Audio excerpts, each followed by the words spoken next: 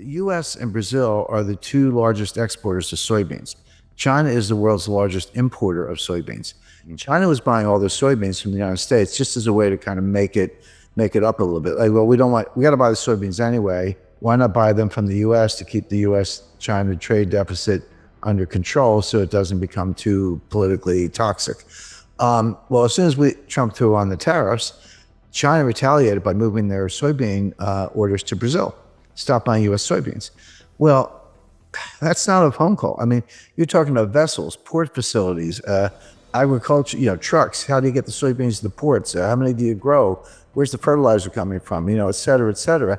And all those parties, the shippers, the cargo, the insurance companies, there were so many people involved, banks, letters of credit, there's just a lot involved.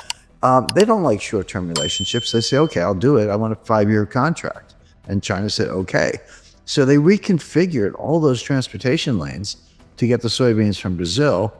All of a sudden, you're a U.S. soybean grower. You say, what do I do? Well, we start selling them to the Netherlands because the Netherlands needs soybeans too. So now instead of shipping them from like Port of LA to Ningbo and near Shanghai, we're shipping them from Port of Houston to, I don't know, France, in Marseille or someplace, or Rotterdam. So the point being, you completely scrambled all these supply chain relationship. I talked to the guy who, look, this is a worldwide endeavor, but he was probably the single most responsible individual for all the significant developments in the supply chain in the last 30 years. And he said to me, Jim, you have to understand, it took us 30 years to build it. We blew it up in 3 years. It's not going to come back overnight. It's going to take 10 years or more to rebuild it. And what I talk about in the book is supply chain 1.0, which is 1989 to 2019, and then supply chain 2.0, which kind of starts now, but is going to go indefinitely because it's going to take a long time to put this together.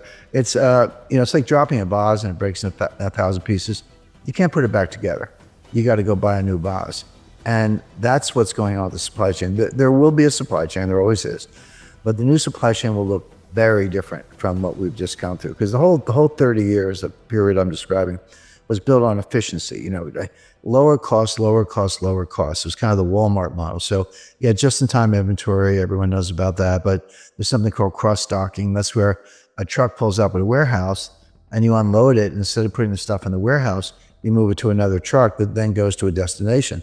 The stuff never goes in the warehouse. Inventories are very expensive. They're costly to finance. You got to move the stuff around. It's called picking. Pick the stuff off the shelf with your. I used to drive a forklift, so I know a little bit about it.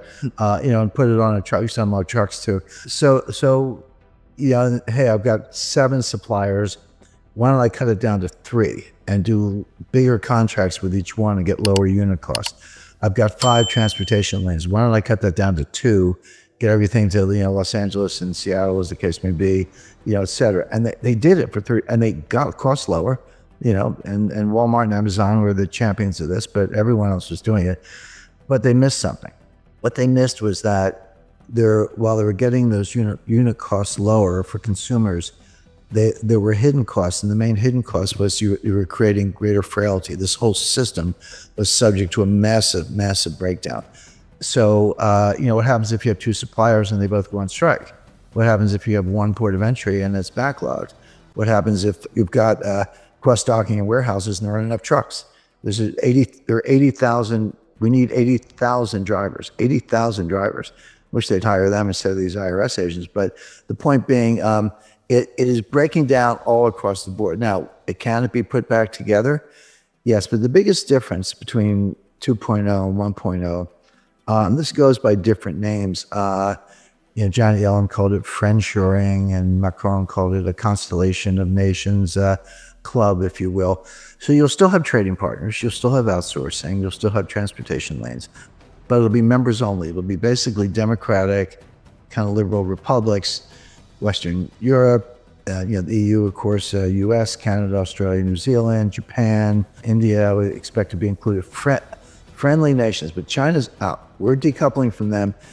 They're decoupling from us. This isn't U.S. driven. The U.S. is participating, but this is what China wants too. Both sides are decoupling as fast as they can.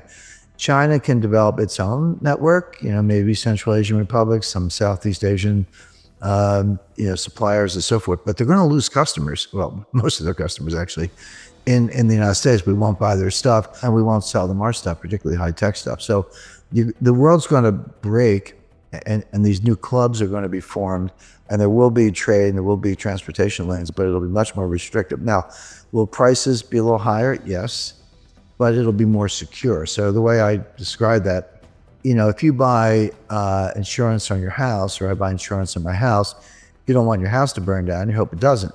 But if it does, you don't think your insurance premiums are a waste of money. Like when you write that check, you're like, that's money well spent. When you pay higher prices for consumer goods, the delta between the old price and the new price is your insurance premium for a more reliable system. And also, there's a big national security component to this. And I talk about Russia and Ukraine and China in the book. So that's all. So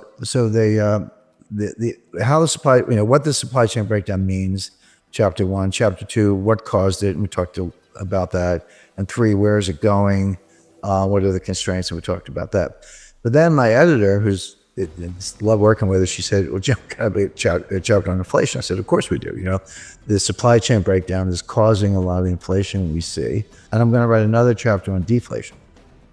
And everyone's like, "Wait a second, why are you talking about deflation? That's coming next. People are not ready for it. I know the inflation's here. I buy gasoline. I shop in the grocery store. I get it. I'm not. It's persistent. It's not transitory. I understand all that, but inflation has 2 major sources. One is the supply side, which is called cost push inflation. So that's energy price shocks, the stuff we're seeing coming out of Ukraine, fertilizer shortages, strategic metal shortages, component suppliers who can't deliver stuff to factories in Germany and they're shutting down, et cetera. The other cause is from the demand side, and that's called demand pull inflation. Basically, psychological. Consumers pull demand forward. They're like, hey, I was thinking of buying a refrigerator. I better buy it today because the price is going to go up in 6 months. And in the 70s, we had both. It started with cost push with the Arab oil embargo, but it ended up demand pull. I was starting my career at the time. Your boss would just give you a raise. You didn't even have to ask. Inflation was going up so fast. Like, I better give this guy a raise. And here's another, $30,000 or whatever, because people would quit. And that sort of spun out of control until Volcker squashed it all. Right now, we do not have demand pull inflation. We don't. This is not what's going on. We do have cost push inflation. The difference is hugely important because cost push inflation from the supply side, which is, again, when I talk about in the book, it's real, prices go up, but it's self-negating. The old saying that, the cure for higher oil prices is higher oil prices, because when they get too high, people stop driving. They shut down various activities. By the way, if you're unemployed, you're not buying any gasoline because you're not going anywhere. I mean, that's kind of a nasty way of putting it, but that's how the cost push inflation, tips into a recession, and then prices come down. And we saw that in 1974.